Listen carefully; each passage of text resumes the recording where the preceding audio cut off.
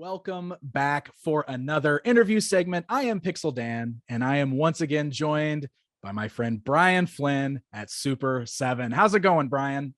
Great, Dan. It's lovely to see you again. It's been too long. It has been far too long, my friend. I'm glad we're doing this. We've got a lot of things to chat about, I think, as this is typically around Toy Fair season. And once again, we are all sitting at home. We are not in New York City. We are not at the Javits, but of course that didn't stop Super7 from dropping a whole bunch of reveals. So I'm sure we have a lot of things that we can talk about. Definitely.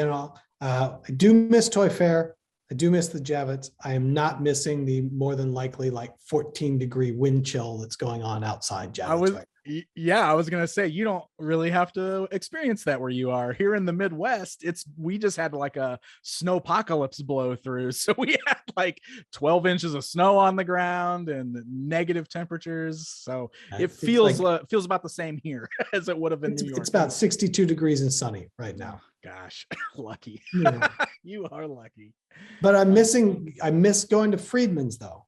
Yeah. Friedman's I love that spot. It's like 2 blocks over from Javits. Man. I'll have to remember. That. I miss doing all of that stuff, right? Like just when you get to go to these shows like New York Toy Fair, you get to experience a little bit of the city and all that stuff. And I definitely miss that part of this whole gig, right? Just getting to travel around and try all these different places you don't get to see every day and eat all these different foods. All these people that you only get to see once or twice a year. Exactly. But here we are through the power of this Zoom call exactly. on YouTube, and we can still do it. So that's cool.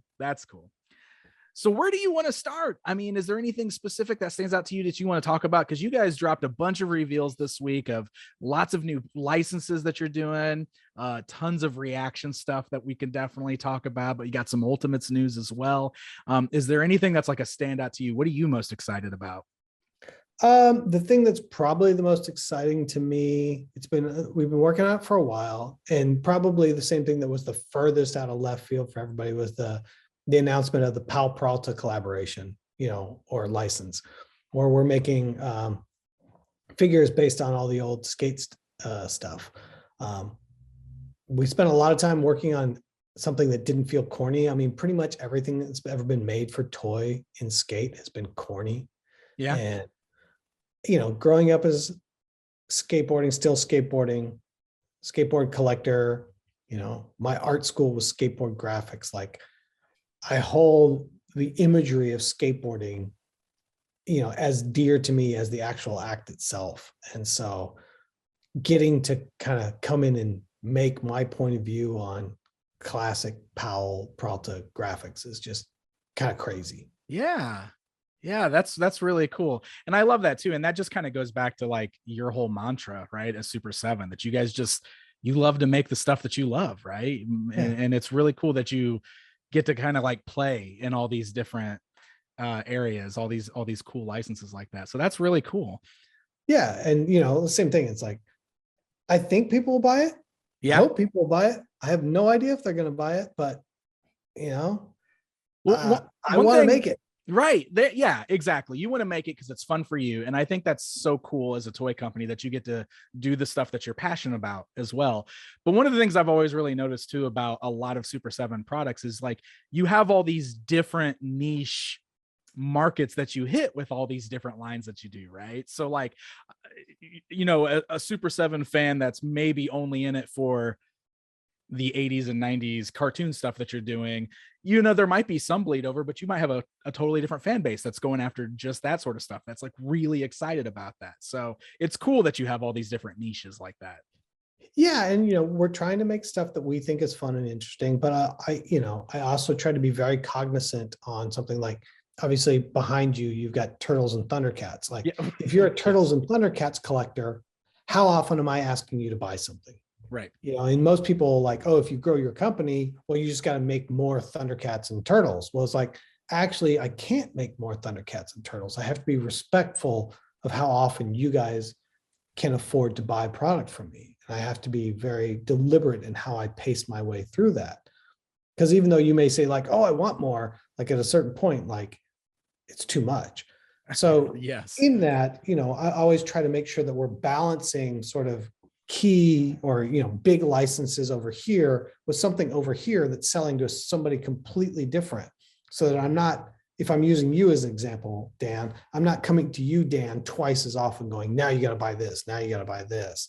Like instead, it's like, no, we're going to make this and we're going to make this easy to collect and work our way through it. But then when I go to make the next thing, maybe you'll like this, but I'm going to try to make something for another person. Yeah.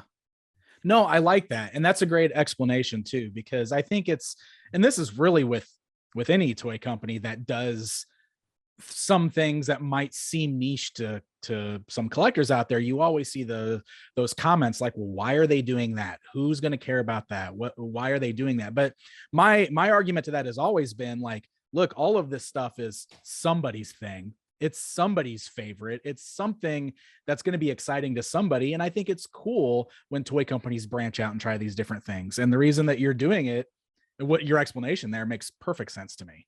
Well, you've got some people are like, you're making this instead of making me another one of X. And right. It's like it's taking a slot away from what they, yeah. Yeah. I'm not taking a slot away from what you're making. I've already planned that stuff. Like there's only so many toys you can put out a year, right, per license. So if I want to make more toys, I shouldn't be making it out of that exact same license. And there's somebody on here that will probably take umbrage with that comment, but the reality is, like, if I made you everything you ever wanted, and every month I was just dumping figures onto you, at a certain point, you'd be like, I can't keep up with this. I can't do this anymore. Like, we'll get there, but we don't need to get there in a month. We got a year or 2 years or 3 years. Like, let's work our way through it slowly but surely. Work our way through. Yeah.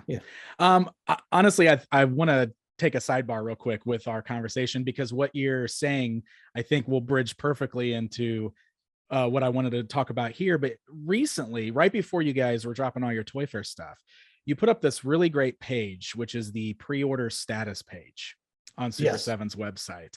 And it kind of breaks down where everything is that people might have on pre-order. And I thought that was a really cool thing to see it all listed out like that. And for anybody that doesn't know about this, you can actually just go to Super7's website, and in the little menu, it just says Super7 pre-order status. And then it breaks it down by toy line. So like, for example, you've got like Silverhawks Wave 1, first test shots received. It's got like a full explanation of where the process is on everything. And that kind of ties into, I think, what you were saying too about, you try not to make too much for one certain thing all at once. And you've always talked about before, you try not to get too far ahead before delivering on some things. Right. So this is a really cool way to keep track of that. But it is going to bring me to asking you some of the usual questions, like, because I see them all the time still. So I think it's always worth talking about. The ThunderCats section, of course, has had some of the bigger delays. And what do you mean some of the bigger delays? The biggest delays. It has won the delay challenge. It has been a delay challenge. It is the last place in delay challenge. Right, yes. Right. So Wave 2 is it's on the water. That is everybody's been waiting on, but it is on the water right now. It says ocean freight on the water now is what it says on the website. So that means Wave 2 is on the way here right now and will be shipping out once it gets here, correct? Yeah. Wave 4 shipped out in December, and so late January, we started getting some advanced samples. It's not in the warehouse yet. Mm-hmm. It's not shipping out to customers, but it will be here very soon, like in the next couple weeks. Wave 4 should be here and shipping out. Wave 1, it's sort of that thing where like Wave 4 is going to hit, then Wave 1 is going to be like 2 weeks behind that, and Wave 2 is going to be like 2 weeks behind that. So in the next 6 to 8 weeks, you're going to have a whole load of ThunderCats on your doorstep. Just a whole bunch of them are going to be rolling through. Yeah, a whole bunch. They're all going to show up at once, and and I would like to think that we've been fairly open about how long it's taken. I know there's a lot of people that would argue otherwise. We've tried to be very transparent about the problems that we've run into with those two waves. The fact that Wave 4 arrived before wave 1 and 2 is kind of bananas. Yeah. And when I say wave 1 and 2, it's the reorder of wave 1. Yeah, the reissues. Plus wave 2. And it was just, some things just don't go as planned. I don't know. We've gone through it in so many other places and talked about all the specific reasons that this particular wave, but that's sort of really, I think, the last one that's really been like dragging their feet. The other one that people, the one that, but we knew it was going to take a while, is Silverhawks, but that was still moving on time as sort of expected. And then, you start to see with most everything else that's newer, like it's moving at a much quicker pace. Mm-hmm. And, we're getting through things faster and faster. We're getting ahead earlier. So I think it's good, because if you have a question, you can go double check if you aren't sure. And when people post like, yeah, you'll get this in 2019, you get this in 2029 if you pre-order to now, it's like, the reality is the conversation is always about what pre-order is currently delayed or what pre-order hasn't shipped versus like, here's the 20 pre-orders that have already landed, And so it's just sort of like, yeah, here's everything all in one place. We'll update it as we have updates so that it's always available for you to know exactly where in the stage we're at. Right. And it's kind of that thing too. And like, I understand how difficult it is to wait sometimes when you pre-order this stuff, or when it feels like you've spent your money on these items that take a long time to show up. But I think part of that too is like the way you guys are doing things, like customers are ordering these way up front before the production phase even begins. So the wait is because the whole production is like happening, right? This isn't like a pre-order that you would have for an item, say, that's going to be at a big box toy store where the production's already in progress on those things. Like these things are made to order, and that adds to the length of the whole thing. Yeah. And we've been slowly working through, people will start to see it in the back half of this year where, like G.I. Joe Wave 3, for example, it's already at the factory being tooled. So what we're trying to get to with these is now by the time we get to solicitation, we're already at test shot. Oh, so great. that we can turn it that much faster. But the time it has taken to work through all the existing and get ahead on future projects is taken, it takes a long time to get there. But as you get to the back half of this year, you'll start to see that a lot of these pre-orders, instead of being the sort of standard 9 to 12 months, are going to start being more like 4 to 6 months. Oh, that would be great. That's awesome. Trust me, it'd be awesome for everybody. Right. Yes. Yeah. But it's also the state of the size of the company. And that sounds weird to say, like beforehand, like we couldn't take the risk that something might not work. And now we've got enough track history. There's enough people that I think have confidence that we're going to deliver the product that we say we're going to deliver. And that now we can actually say like, okay, we can start tooling on this before the pre-order now.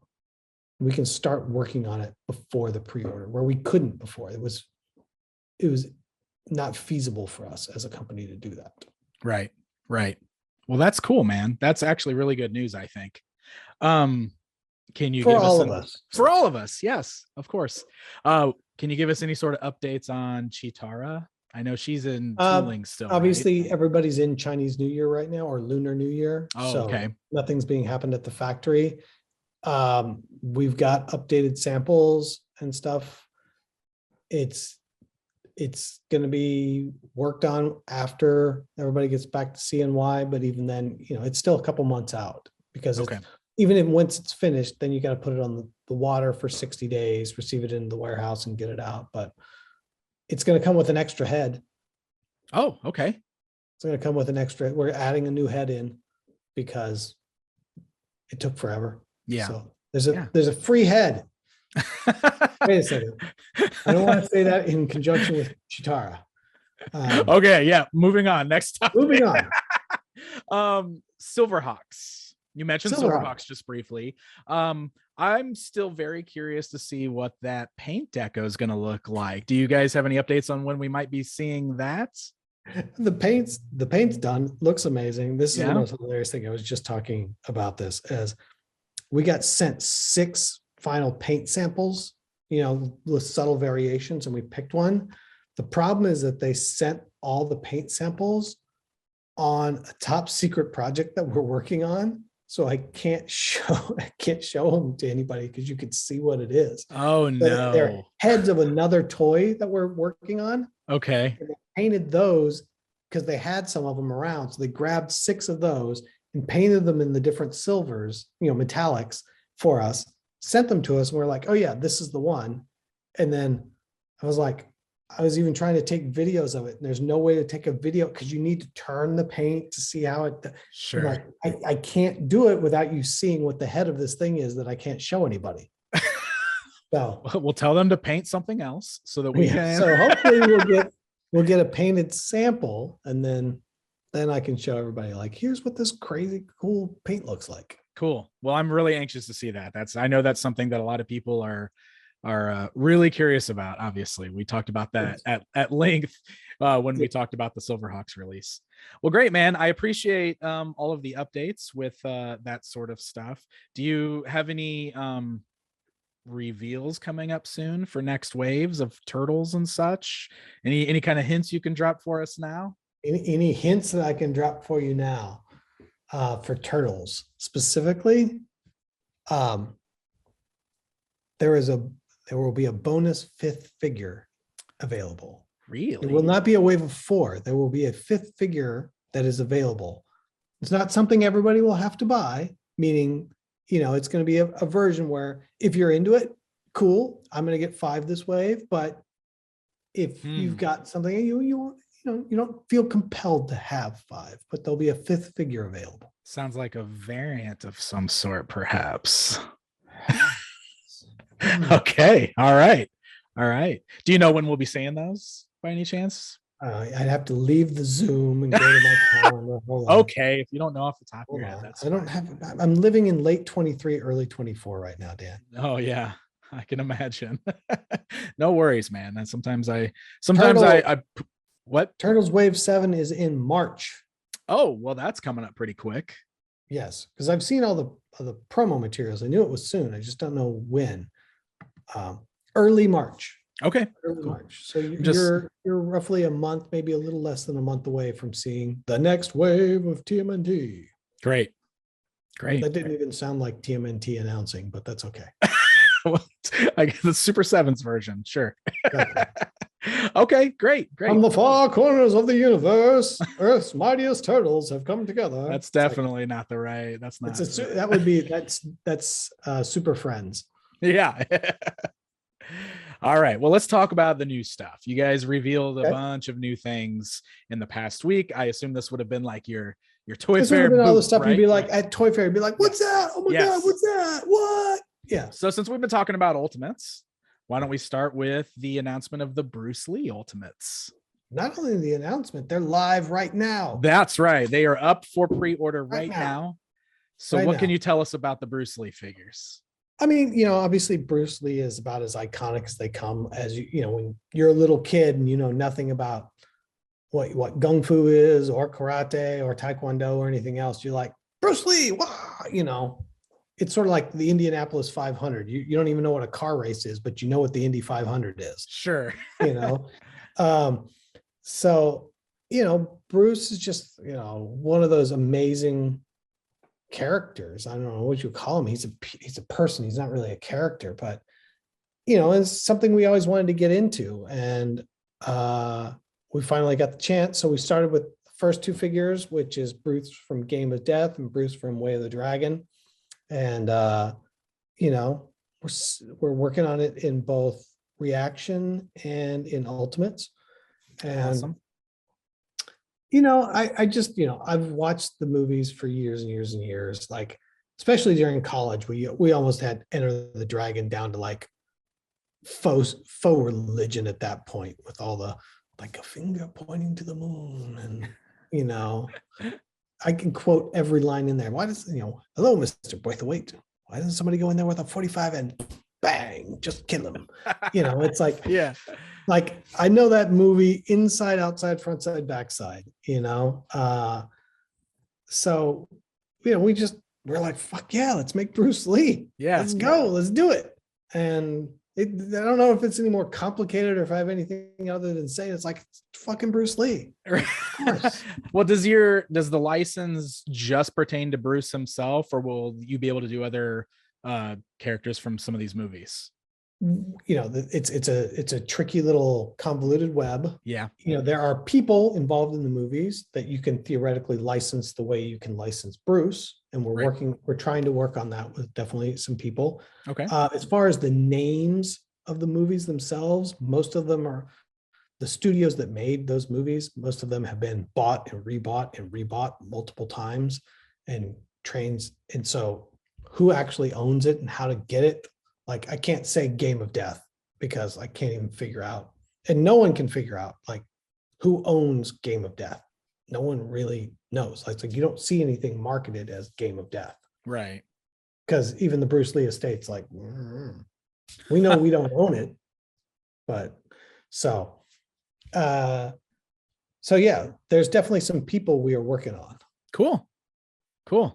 And looking at the Ultimates figures, I mean, tons of interchangeable parts with these guys, lots of swappable hands, heads. You even got like the removable outfit pieces, which is really cool. Articulation wise, is that going to be what we've seen with most of the Ultimates figures? So the same kind of single joints at the knees and elbows and such?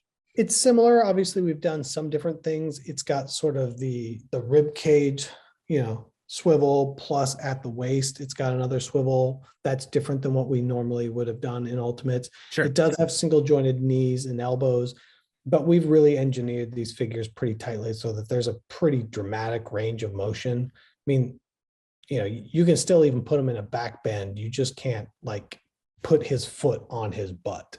But like if I'm posing Bruce Lee fighting like any of the movies, his foot's not on his butt at any point anyway.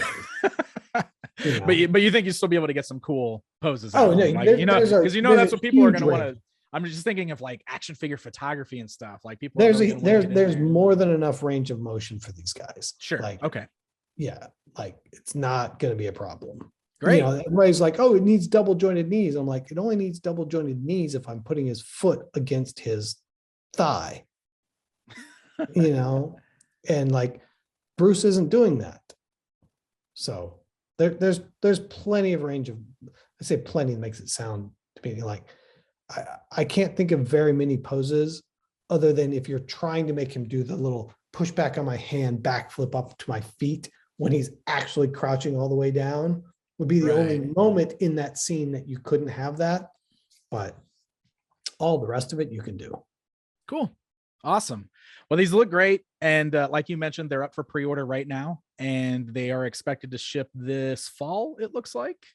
Yep. So coming at the end of the year. So definitely worth checking out if you guys are into it. They look great. They do. They look great. Everybody wants me to say, of course you said they look great. They're your toys. You can still be excited about your stuff. That's okay. I can be. I mean, yeah, that's it. So cool stuff. Right. So Godzilla. Let's talk Godzilla. Godzilla. I was pretty excited about this announcement as well with the 6 reaction figures that you guys just revealed. So why don't you start by telling us a little bit about those? What do we have in this first set here? So what first off, and I hate to be broken record for anybody watching more than one of these, when we started the magazine, Super7 started as a magazine back in 2001, for those that don't know it. And the first issue and the genesis of the magazine was talking about collecting Japanese toys. Specifically, Godzilla was one of the things that we wrote about. It was actually the first article written for the first issue, was talking about the original Maro-san Godzilla, Maro-san and Bullmark, and the differences therein, color shades, foot stamping, tail shapes, everything. And we had, in that first magazine, we had 2 figure exclusives. One was a clear gray 54 Godzilla with bear model, and one was a Gorgo with M1 and Club Daikaiju. So you know, that was the beginning, but we've been making Godzilla toys in Japan. We made Godzilla toys in Japan for a decade. Now we're finally getting the chance to make Godzilla toys for sort of the domestic US market, not soft vinyl, $100 Japanese vinyl toys. This is American action figures for an American customer of Godzilla. So for us, it's really coming full circle. This is where we started, was Godzilla. Obviously, you know, at that time we collected more than just simply Godzilla and Japanese toys, but you could go to Tomarts or Action Figure News and Toy Review and read about action figures. You couldn't go anywhere and read about Japanese toys. And that was really where we started. So going into this, like, I know more about Godzilla than I need to probably know. And we're just going to go out there and make the coolest, craziest Godzilla stuff we can. And we're going to make all the weird stuff that we wanted to make, or just, you know, really start with the heavy hitters. And if you look at that first wave of 6 reaction figures, I mean, just from the get-go in there's the 57 Godzilla, from the Godzilla that never was. I was going to ask about it. Because it's a US Godzilla that never happened. Like, but it exists. And it's like, you've never got this. You don't even know it exists half the time. Like, come on, like, we're going to get in there and do some crazy shit. Like, and we're going to make, you know, it's like same thing, you know, wave 1, Jet Jaguar. Like, that's a wave 1 character. It's like, hell yeah, Jet Jaguar is a wave 1 character. Come on. Awesome. No, they look at the end of that sentence. I realized I ended it like I was going to keep talking. Yeah, no, I get it though. And they look really fantastic. You know, like I loved the tiny Shogun Godzilla that you guys did as a reaction figure. I thought it was so genius, but at the same time, it just made me go, yeah. But at the same time, like when I had that thing in hand, I'm just like, man, like this form factor is so fun for like monsters, right? And getting all these great kaiju in that style, I think is perfect. So these look really fun. I think it's a great form factor for them. But I have already seen a lot of people already wondering if you'll be taking Godzilla into the Ultimates line as well. Yes, and the real answer to that question was we were already supposed to have Godzilla Ultimates out on the market, and I paused them. And the reason that I paused them is they're gigantic. There's just no way around it. They're big. They're really big. And it was a wave of 4 figures, as we typically do with Ultimates. And the reality is, coupled with the size of these figures, the upcharge that's happened, for anybody that wants to Google it up, about steel prices in China have gone up like 40%. Everything else is like, these figures have to be $85 each. Ooh, they're massive. Like, you put them front and here's Lion-O, here's Godzilla. Godzilla's like 3/4 of an inch taller than him, feels really good. You turn it sideways, just the body of Godzilla is 3 Lion-Os together before you even get to the tail. Wow. Like, they're so big. It makes Muckman and Joe Eyeball look tiny. I was gonna say those are huge on their own. And then of course I've seen the pictures of Monstar, but he was more expensive. Yeah. So the Godzilla figures, it's like, so what happened was I basically, I don't know, panicked. I don't know, whatever you want to call it. I was just like, we can't do this. I can't put 4 figures up for $85 each. Like, it's $350 just to buy the set of figures. Like, it's not cool. And so we kind of, I don't want to say paused, we just stopped and we've been talking about it. We've kind of come to a consensus that what we're going to do is, instead, we're going to release 2 figures and we're going to make it a battle set. It's Godzilla versus Monster. And there'll be 2 figures that come out and they're $85. Then it's, it's still $170 for the pair, but it's not $350. Okay, sure. And we'll kind of see. The problem with them is like, it's sort of like with some of the rest of this, like, you go through the process of designing it to make the best version of this toy you can make. And then you get to the end and you're like, oh shit, did we go too far? Is there too much? And you try to peel some stuff off or try to change stuff, but in the end, it's like, it's still like, no, this is what it needs to be. And so I just had a lot of consternation, for lack of a better word, about the fact that to make these correctly, they just have to be big. And I want to be aware. I want to be conscientious of the people that are buying our toys and want to buy these toys. And am I making something that's inaccessible? Am I making something that's not, that they can't collect? Like, that's not my goal. So is it, I'm sure you guys have looked at all the different options, but just so we can put it out there and talk about it, like, are the logistics of making them smaller just not something that you like, or something that's easy to do, or we could totally make them smaller and bring the price down, but then they're not ultimates. It's like now all of a sudden your Godzilla is 2 inches shorter, 3 inches shorter than, somebody else.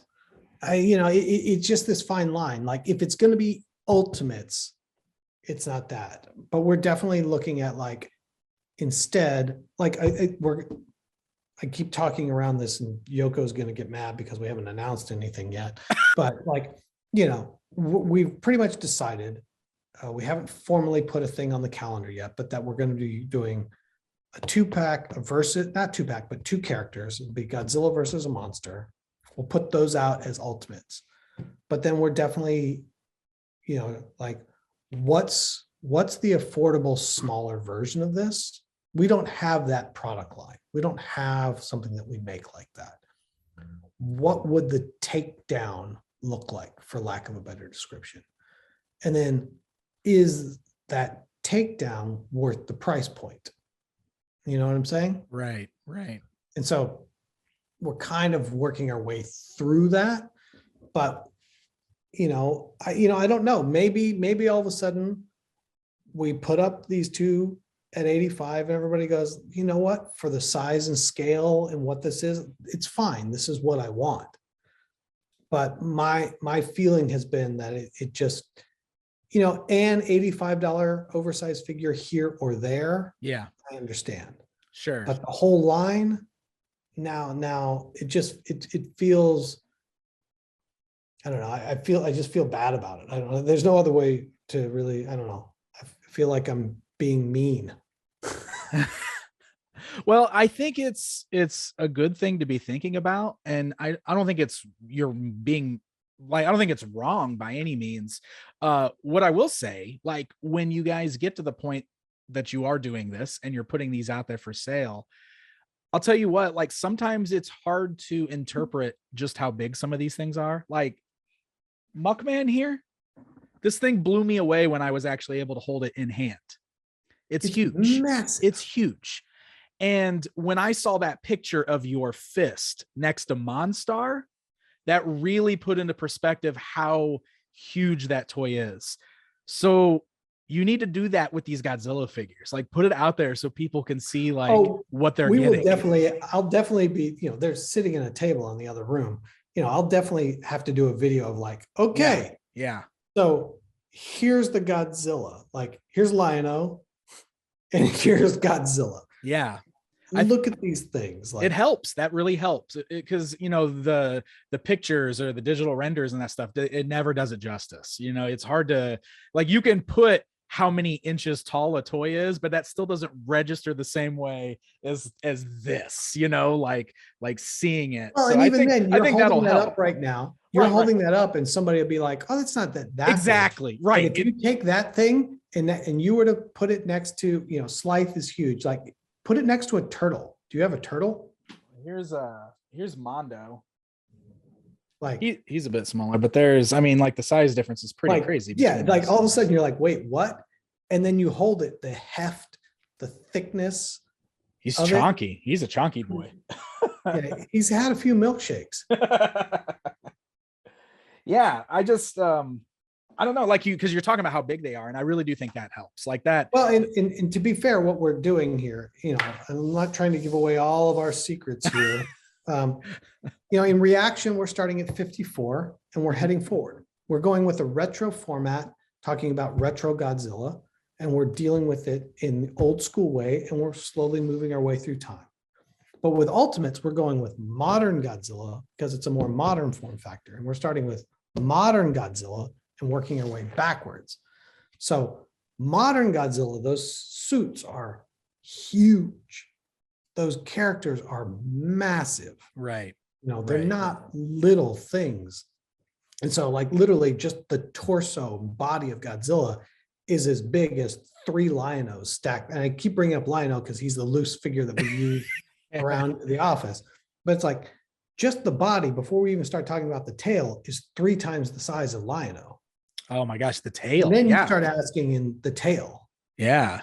Oh my goodness. Yeah. I mean, those are you got turn it forward, when you turn it forward, he's only 3/4 of an inch taller than Lion-O because he needs to look over him a little bit. Right. Right. And you're like, oh, well, that's the right scale. Yes. Now. Yeah. Well, my curiosity is piqued.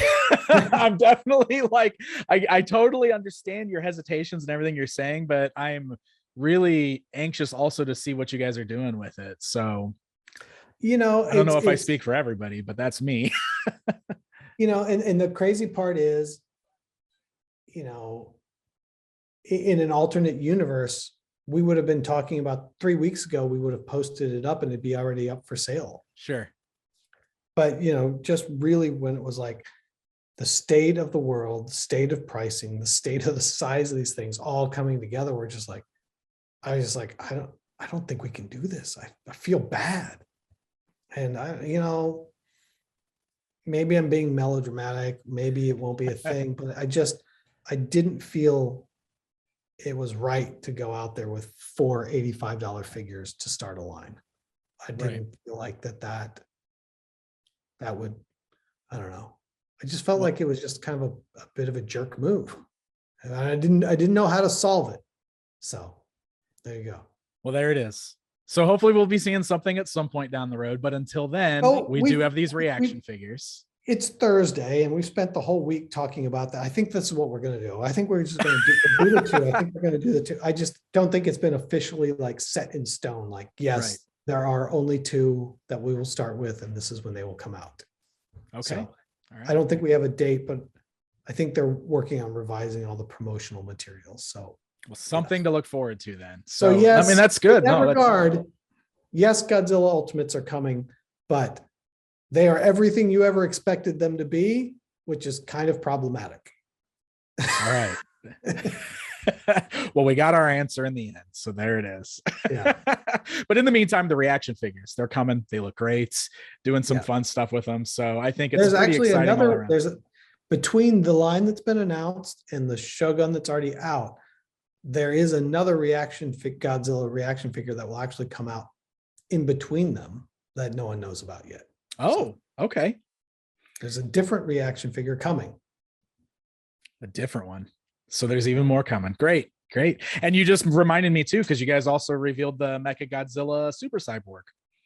And once again, shouting it out, like that figure looks stunning. Yeah. Like that is it is done so well, and all the parts of it come off. Arms, legs, chest, everything. Like it's full head to toe cyborg. And the work and the detail that went into that is amazing. And I don't want to be completely like Mondo killed it on that one. So whatever video Mondo ends up watching, he gets the shout out to like, oh, Mondo killed it on that one. Like he did a great job. Awesome. All right, we're going to generically say the team did a wonderful job, but I know, then he'll be like, oh, no one ever mentions me. He doesn't actually talk like that, or he doesn't actually say those things, but I want to be like, yo, Mondo killed it. Awesome. All right, we're going to move on to the next topic. This is another one that I was pretty excited about when I saw. This is the Disney Mickey and Friends Vintage Collection reaction figures. These are awesome, man. Just really, really got that like nostalgic vibe going on with these. I love the packaging for them, of course, based on a lot of the old Walt Disney shorts, the Mickey shorts, the silly symphonies and everything. Yeah, these look awesome. That's exactly, you know, everybody's just like, oh, you got Disney, you're gonna go make Mickey and Donald and Goofy. It's like, yes, but we're not gonna make the Mickey and Donald and Goofy you think we're gonna make. We're gonna go make the ones that, you know, same thing, the ones that are interesting to us way back in the day. And so we went back to the shorts for what we wanted to do. You know, it's just more interesting to me. I agree. And I think everybody out there has probably got their favorite Disney shorts. So I'm just going to go ahead and say, I want some figures from Pluto's Christmas Tree, because that is my favorite Disney short. There you go. There you go. You wouldn't have been the first person to ask about it. Really? Yeah. It's a good one. Yeah. That's my it's not Christmas until I watch it. It's not Christmas until Hans Zimmer falls off the Nakatomi Plaza. Yeah, that's my version of it. Until Dale's wearing that little Santa suit and Chip bops him on the head. So that's cool. Well, these look really, really great, and I'm pretty excited for those. Are you guys planning more for this? Like, is it going to be expanded out beyond what you got here? Yeah, we're definitely working on some others. Awesome. I got you back, Dan. Awesome. I don't know if I got actually. That makes it sound like I've made Pluto's Christmas. I have not made Pluto's Christmas yet. But I got other stuff. But okay, we're doing some other Disney stuff. Yeah, I want to make some weird stuff. No, that's cool. That's cool. Or off the beaten path. It's not weird. It's off the beaten path. So are you guys, speaking of the Disney stuff, like in the reaction line, are you guys able to do any more of the theme parky kind of stuff? Like, I'm thinking about more Haunted Mansion ghosts. Is that something that's possible still? It's possible still. Okay. Well, all right, cool. As he takes a sip of his drink. I like it. Very cool. I loved the hitchhiking ghosts. And obviously, I think many of us are fans of the Haunted Mansion and many of those attractions. So yeah, that would be a really cool to see a lot of those characters in action figure form. I don't disagree with you. So how about Disney Ultimates? I know you guys just posted that first wave is coming soon, correct? Yeah, it's coming soon. It's been on the water for a hot minute. Mm-hmm. It left the factory late January. I don't know exactly the day it actually made it onto the actual boat, but yeah, it should be here in short order. So in the next 45 days or so, we should have Disney Ultimates in hand and then sending them out to people. But they turned out great. And I don't want to be a broken record, but you know, the Prince John was the one more than any other that was my thing as a kid. And I was like, the Prince John figure is just phenomenal. I realize I'm supposed to say all my stuff's great, but it's so good. Cool. It's so good. So with those getting ready to ship soon, hopefully. Yep. Do we have new reveals on the horizon, perhaps, for Disney Ultimates? Well, obviously we're working on Wave 2. That one was already come and gone. Then we'll be on to Wave 3. Okay, great. Just kind of wanted to make sure there was more coming. Yeah. There's some more coming. And we're planning things out. I think it's Wave 5. Wave 5 is going to be the one where it's just like, what did they do? Yeah. How did they go there? Oh, like Wave 5 is bonkers. Excellent. It hasn't even started sculpting yet. It's just planned. And did you just confirm bonkers for Wave 5? Yeah, I confirmed bonkers. That forgotten about Disney Afternoons character. No, not that. Okay. But it's just like, man, it's the same thing. It was like no one in God's green earth will see this coming. Wow. And when they see it, they're going to be like, I have to have that. Awesome. Well, I'm excited. Very excited. I think the stuff you guys are doing with Disney is awesome, because it's like you said, it's different and it's really kind of hitting the nostalgia notes for a lot of us that grew up with it. So it's pretty cool to see that stuff as action figures. Definitely. Something else you guys revealed that was awesome is the McBain reaction figures for The Simpsons. Holy moly. Just straight up characters from the It's McBain the movie. movie. Yeah. Yeah. It's Come on. amazing. McBain the movie. Yeah, it's the same thing, like coming back to The Simpsons, like how do we approach The Simpsons in sort of a way that hasn't really been done? Well, what's new and different? And we're like what if we just made McBain the movie? Like, and so we made the card back look like it was the movie poster to McBain the movie. And it's like, yeah, it's McBain the movie. Like, if you know Simpsons, you know it, and it's great. And if you don't, whatever, it's fine. But it's not Bart with a skateboard. Right. Now, I guess that does open up the question, though. Like, is this going to open up an actual like Simpsons reaction line with some of the regular characters from Springfield also, or is this kind of just like? We're working on a couple of waves of reaction right now. Okay. I would say it's more in line with what you see here right now. Oh, okay. Which is off the beaten path kind of things. Is definitely where that line has started. So there's more things like that out there. There's more weird shit out there. More it's what you guys do. It's what you love. Exactly. The deep cuts. All the deep cuts. I totally forgot to bring these up when we were talking Disney, but I guess it is sort of mixed rights. The Who Framed Roger Rabbit reaction figures is one of those kind of surprising ones, I think, for a lot of people. These look great. These look like a lot of fun. And we're getting Roger and Jessica and some weasels and in that first wave there. So what's the deal with these? Like, how deep can we expect something like this to go? Obviously, with this being like a Disney and Warner Brothers and all these different characters mixed in, I assume you can't go that wild with that stuff. Like the reality was, when we started doing this, we were very unsure if anyone was going to want Roger Rabbit figures. Yeah. There really hasn't been much in the market for a very long time. Mm-hmm. It's an older movie. You don't hear about it a lot.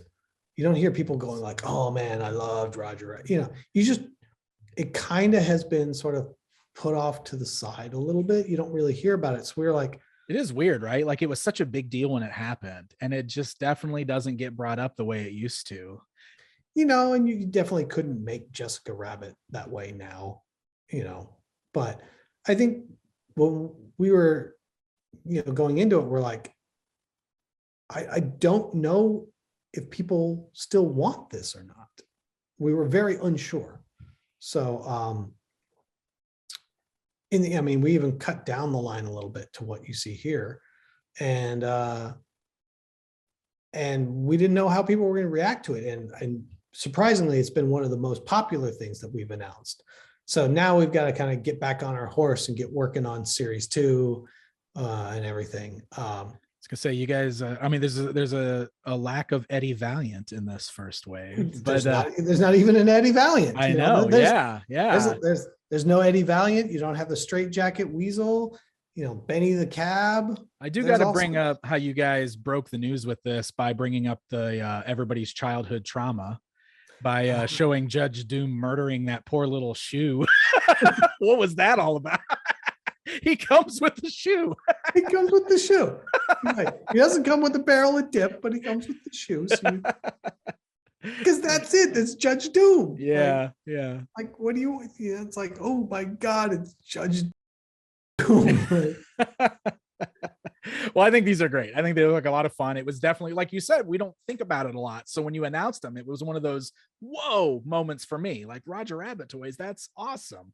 So, and and like I said, and I'm not trying to sound weird, but like, we had a lot of conversations internally. Just because we love something doesn't mean people are going to buy it. Yeah, that's always the thing, right? And there are definitely lines where we make that we don't care if people are going to buy it. But if you're going to make that stuff, you have to be very measured in it. So like, if we're talking about Powell Perralta as a perfect example, how we're rolling that out is very measured, because I don't know if people are going to buy it or not.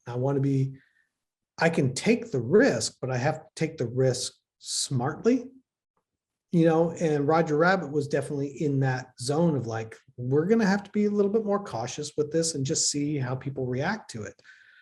Where, if it's G.I. Joe or Turtles or something like, we have a really good idea of what people are looking for. When it's something like this that you literally heard nothing about or no one's ever asked for, you kind of have to like, I'm going to make what I want, but I'm going to be very strategic about it, if that makes any sense. Right. No, yeah, it does make sense. It makes perfect sense. Well, cool. So the same thing, like, I'm not saying anything anybody, but there was definitely conversations like, okay, you want Jessica and Roger, you're gonna want Judge Doom. Do you want Eddie Valiant? Is that guy going to want, here's Bob Hoskins? Like, is that what you want from this movie? I don't know. Like we sketched it out, we talked about it, but we're not even sure you're going to want to buy Roger. Oh no, you got to buy Roger. Well, I feel like we say that, but who everybody wants to buy. Who's everybody? Jessica. Jessica Rabbit specifically. Yeah. Okay. Yeah. I could see that. That's a whole different conversation for a lot of people. But to me, like Eddie Valiant's Eddie Valiant's technically our main character in the movie, right? So like I feel like, and he's our private investigator who is partnered up with Roger, so they go together. You got to have the two of them. So yeah, I'm not saying that we don't, but I get it. No, I totally get it. We had a lot of conversations about how big can you really go? How are people really going to care? And let's be cautious about what we're making because we're not sure anybody else is going to care. And if we're only going to make 5 of these, which 5 do we want? And that's why, we ended up with Weasels instead of Eddie Valiant. If that's all we ever get to make, we're going to make the Weasels. There you go. But they do make great toys, right? Well, and now it's like, we need to work on wave 2 like yesterday. Well, that's great. So that's what the response has been. That's good. The response has been great. The response has been great. And it was very surprising to us. And I'm sure there's a lot of people that might be listening. They'll be like, of course it's like that. And it's like, you'd be surprised at what sort of big name licenses we have that don't sell particularly well. But people are like, of course that sells. And you're like, it kind of doesn't actually. Yeah. You never really know. And it's not completely driven by what sells, but I'm not going to get to wave 2 or wave 3 unless I can be really smart about it. And if I think it's going to be one of those properties that's going to be a difficult sell, I have to treat it very differently in how I approach it, how I design it, how we release it than we do when something that we feel very confident about. Right. Well, cool. Well, I'm glad to hear that the response has been really good to it. It was definitely something that I was excited for when I saw it announced. So I'm excited to see more. I'm excited to see where you guys go with it for sure. Yeah. Awesome, man. Well, I think that's pretty much everything that I wanted to ask you about specifically. Was there anything else you wanted to talk about? I know you guys did drop several other licenses that you're going to be doing stuff for, like Parks and Rec and the Beastie Boys and stuff like that. Is there any details you wanted to go into on any of that stuff at the moment or still to come? I mean, this is always your forum, Dan. You get to ask me about the stuff you want to hear about. I'm asking you right now. Is there anything you want to tell me about any of those? Anything I want to tell you about? The Pixel Dan action figure is slated for fall. Whoa! Yeah, no, I didn't even sign off on that. Neither did I. Nobody would buy that. Nobody wants that. I know where I can sell at least 2. To what? Well, my wife would probably buy one, and then my mom would buy one, right? Your mom would buy one for sure, and I think you'd buy one. Now, I probably would. The wife, I don't know, 50-50. She's like, I see enough of that guy. Yeah, exactly.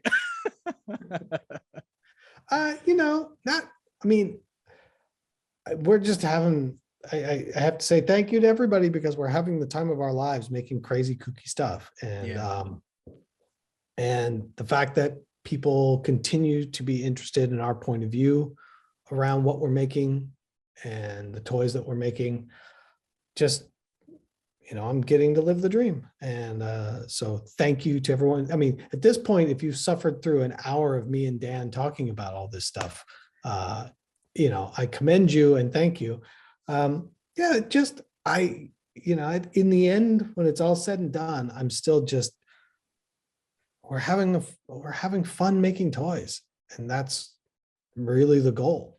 And I don't know. That's it. That's all I have to say. Thank No, you to that's everybody who's allowing us to continue to live the dream. awesome. Well, thank you, man, for always taking the time to do this with people like me and chatting about this stuff and giving us a little bit of. Dan says people like me, like he hasn't been doing this for like a decade and All been right. like But for I'm not years the only guy at the convention uh, going, so tell me about this latest action figure. I was gonna say, I'm not the only guy doing it. We got to give. Not anymore. But for a long time, you were one of the only guys. I don't know. I don't know why I put myself through this for so long. What's wrong with me? No, it's because of stuff like this. I love this. I love like getting a peek behind the curtain and hearing about how the industry works. It's always been fascinating for me. And I think a lot of people really appreciate hearing you talk about this sort of stuff. So as always, thank you for doing this with us. I'm happy to do it anytime. And I don't know. We'll hopefully get to see all each other in person at San Diego this year. Eventually we'll be there, man. Hopefully, like you said, this summer we'll be back. So we'll be that, and we'll get to see everybody. Absolutely. All right, man. Well, thank you again so much for joining. Guys, make sure you can check out all of the reveals on Super7 social media. You can check out their website, lots of active pre-orders. And of course, thank you guys so much for joining us for another one of these interviews. Stay tuned because I'm sure we'll be doing this again at some point, hopefully in person. But yes, if not, we'll do it this way either way. So until then, thank you guys so much for watching.